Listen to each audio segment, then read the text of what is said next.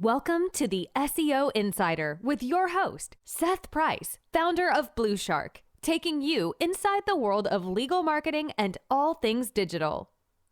Welcome, everybody. We're thrilled to have Alan Bleiweiss here, one of my favorite people in the SEO space, an audit professional who's been at it for years. Welcome, Alan. Thanks for having me. I really appreciate being here.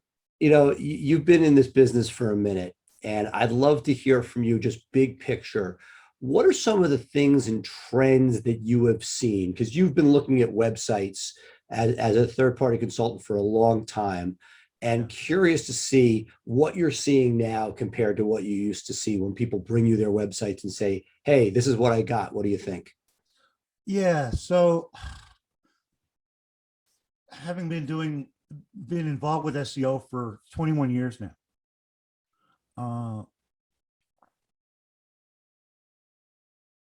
I think the biggest challenge that's different over the years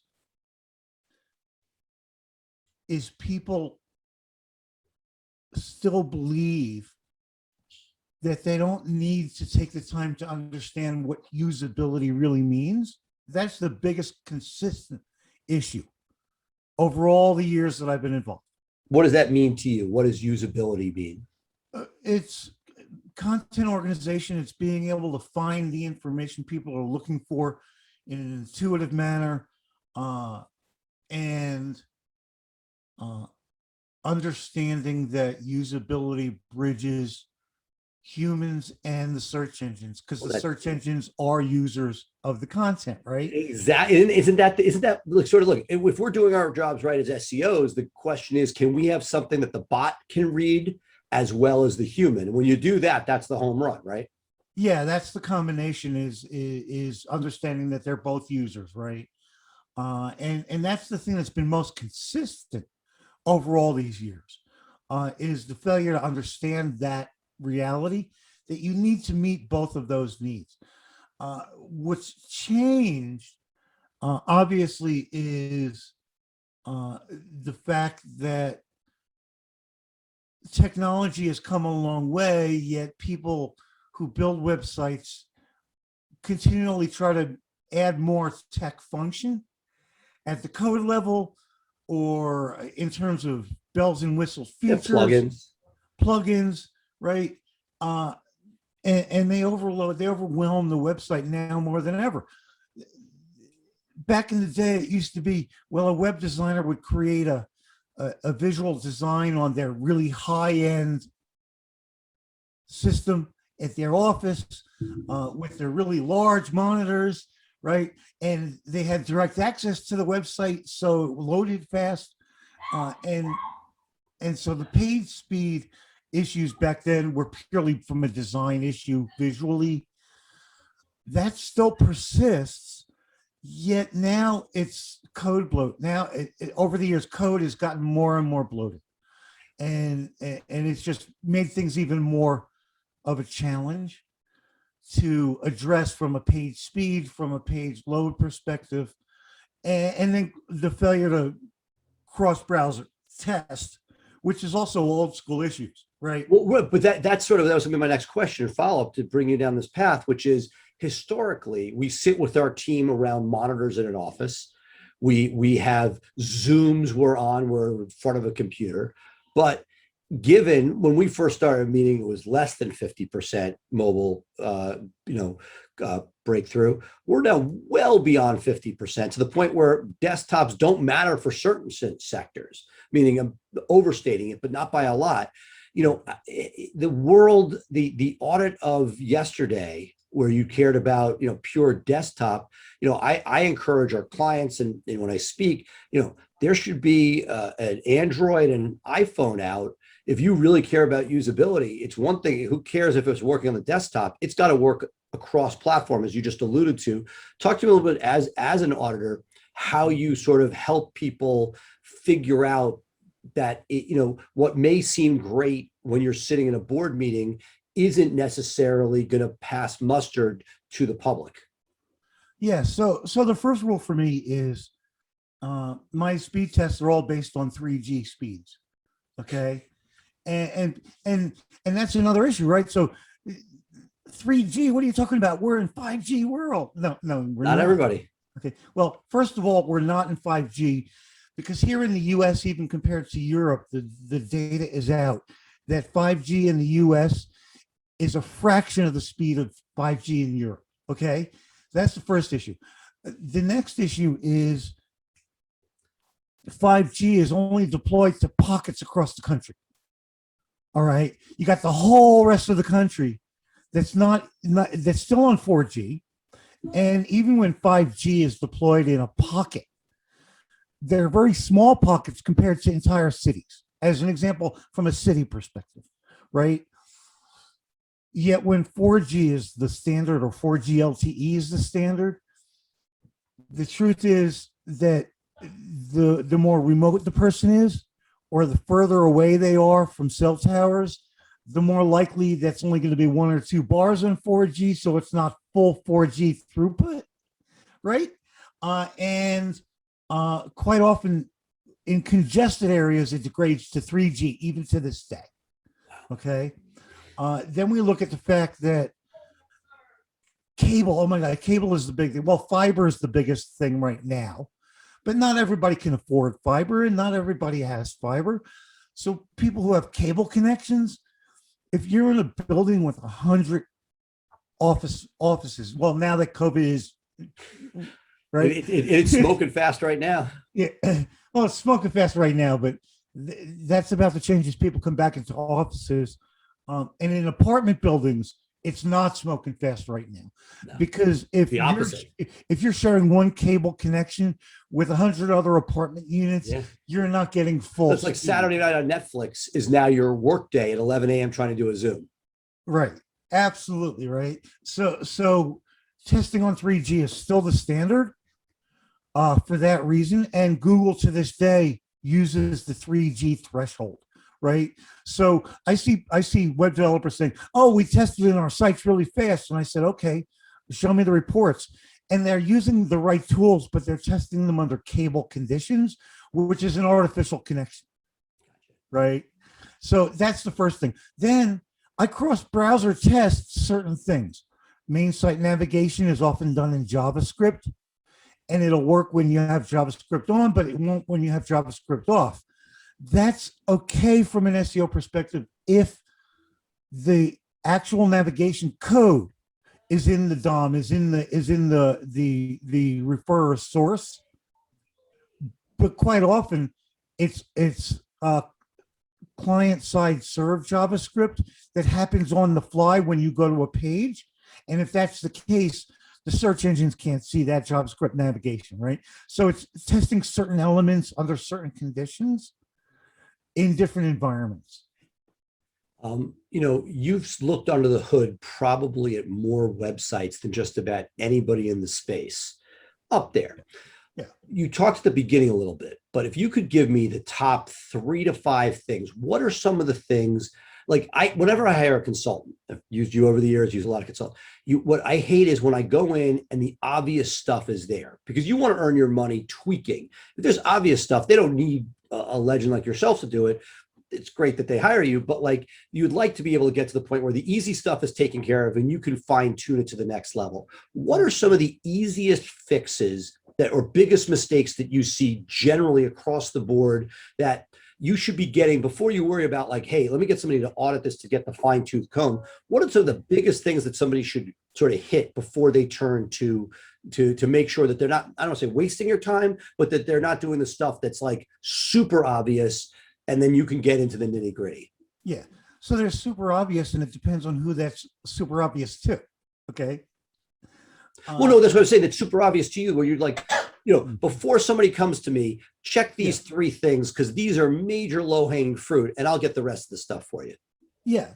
When I go to your main services pages, if I only see one page for a highly competitive service, that's a problem. If you've got answers buried 35 pages down in your blog that are evergreen, that's a problem.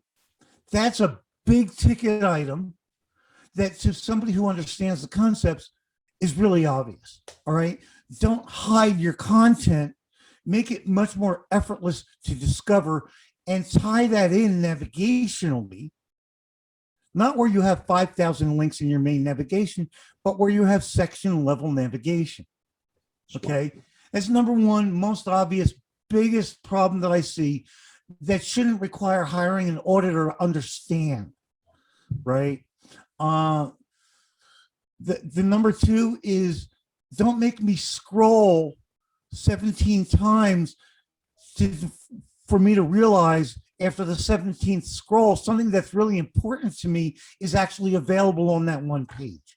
So have a table of contents if it's in a long page. Okay. Again, this is navigational access, right? I'm noticing a theme here. Yeah, no theme. Yeah, this is a theme, right? Right. The whole, everything you've talked about, it's a theme, which is get me the information I want quickly. Don't make me work for it. Don't make the bot work for it. Right. And it goes back to usability from the human perspective. Am I overwhelming the person coming to this page, or am I not giving them enough information on this page? And that's going to vary page to page, topic to topic, right?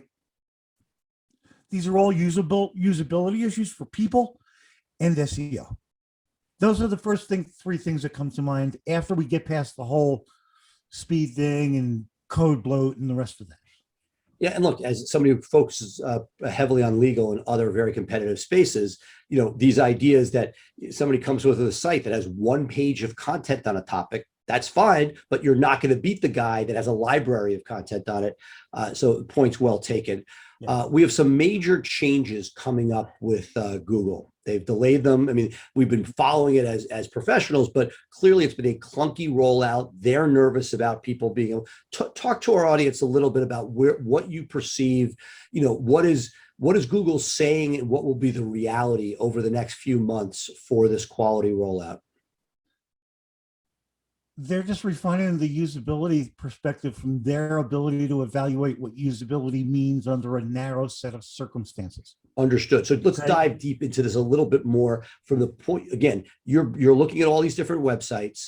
You've been following them. There's always usability issues. You've been talking about that for the length of time we've been talking. Let me refine it.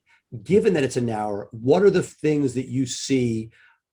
Give me 2 to 3, 4 areas that you think that, again, we need to wait till we can use their test and have it show us that things are good. But as you're watching people and they're trying to get, going through this scramble to make sure everything is good, hopefully they've been doing these practices for a long time. What are the things finitely that you say, hey, these are the things you need to hit if you want to be able to comply as Google actually makes this an official thing?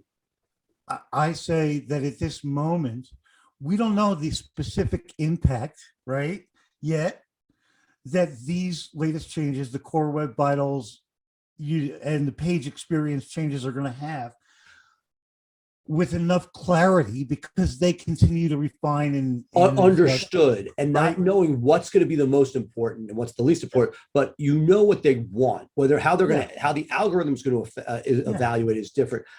Talk to our audience a little bit what you see the 2 or 3 most important things that people should be allocating their time and attention towards. Yeah, it's the same core issues that have been related to page speed as the primary considerations, going back to when they first started implementing speed as an evaluation back in 2010, 2011. So for example, the overall load time, and you can't just look at your 30-day Google average in Google Analytics for page speeds, because especially for smaller sites, I see this a lot with legal sites, they don't give you the data for every page every day, right? So you need to go into an individual page, look at your most important pages, and look at the 60 or 90-day cycle for individual day spikes in speed delays, and use tools like webpagetest.org, again, under 3G testing conditions. And the page details report will start pointing out consistent flaws with your speeds. Quite often, you have server delays because law firms are not willing to spend $500 or $1,000 a month in hosting, so they get the cheapest hosting. And what ends up happening is if you have server delays that are intermittently crisis level, those are directly going to negatively impact the upcoming Core Web Vitals data more often than not. You don't even have to wait for these new reports to start showing up in their impact to be able to look at this and be proactive. And the truth is, I don't believe it's proactive at this point anymore either. I believe the reason that Google delayed the rollout of the update going live with it is because they needed to accumulate a full month's worth of data to start assigning outcome understanding. So the data they're collecting now and for the next weeks is going to impact in June when they go live. So basically, you think that it's not they've rolled it out, you just don't know it yet. It hasn't been effectuated, but they're using this data to update when the updates happen. They had to finalize what they think in this first version of what are the numbers, how do we measure them. They only just recently made another changes to some of the Core Web Vitals testing methods and what they look for, right? So they were still refining up until just really recently. But now that they've locked that first version in, it's my belief, as I've seen in previous algorithm examples, they're currently accumulating the data that's going to be implemented in the algorithmic change. That's my belief based on past experience. And based on that, and based on what you assume to be there, what would you advise people to, if they needed to prioritize right now? What would your priority list be? Because what you're saying is it's not coming, it's here. You just haven't seen the effect of it. That they're actually getting the data. So what you have right now is what's going to affect when they do one of these sweeping changes and wake up one morning and say, hey, I'm not in the same position. What are the top few things based on your experience, based on what you assume is going to happen, that if you were to be playing sort of priority man for an in-house team or for an agency, where do you put your smart time and money right now? Same place I've been putting it when it comes to page speed all along, and that's related to your server speeds. And don't just look at the overall, look at daily spikes. If I see one day out of a 2-week period where there's a really slow page speed number for different pages that I test and it's server related, I want to address that now, right? And the other thing is get your page code sequence in order. Don't have 40 processes before rendering starts. Okay. My threshold is no more than 10 processes maximum before rendering starts. And that's only going to be valid if your server speeds aren't delaying any of those processes. Those are the two big things to focus on. They always have been. They're going to be that much more impactful now and in the future. Everything else is just granular things to look at. There's other causes of potential delays, too many processes overall, too many scripts running, right?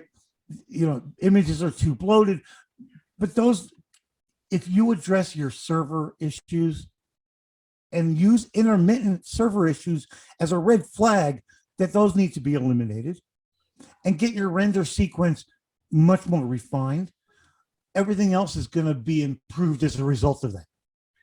In our remaining time, I know we look, this is the headline, right? For what you do, user experience. We have this, we have this major update on its way. I'm going to take you for a second, put that aside. We read about this every day in the trade, online. What are the things outside of this update that you think people should be focusing on beyond this? What are, you mentioned, usability, you talked about some low hanging fruit like pages. What are the other things that you think that people should be focused on that this particular update may not be hitting, but you think is a potential opportunity for SEOs to improve, or in-house people to improve their site's performance? I pretty much covered the core issues outside of this when I talked about don't just have one page. And if you have more than one page, don't have 95% of the content buried deep in your blog. Bring it out of that, right? Those are the biggest issues that get the biggest value long-term from an on-site perspective, okay? Going beyond that, it's going to be case by case, site by site. industry by industry, geographic by geographic. There's going to be refinements where you're going to start after all of that is evaluated properly and you come up with a plan. That everything that we've talked about so far is typically a 30, 60, 90, or 120 day refinement and improvement cycle just to fix that stuff, right? So all of a sudden we're 3 or 4 months into it. Going beyond that, then we can start looking at the more granular things that are directly unique to those competitive issues that you face compared to somebody else or some other website, right? Look, and that could be a whole host of other issues. Talk to our audience. How can they best get a hold of you? Best get a hold of me, Alan, at Alan Bleiweiss, AlanBleiweiss on Twitter, or my website, alanbleiweiss.com.